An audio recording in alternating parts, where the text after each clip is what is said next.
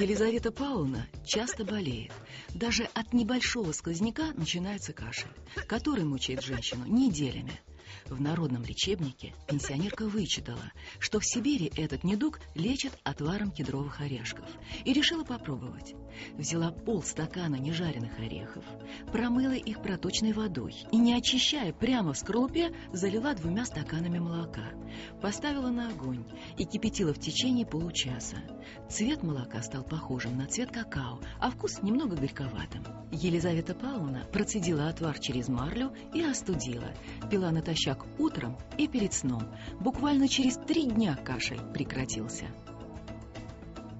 В кедровых орехах содержится много витаминов, макро- и микроэлементов, а также серебро и йодиды. В сочетании с молоком отвар смягчит слизистую оболочку, окажет противовоспалительное и бактерицидное действие, улучшит отхождение мокроты.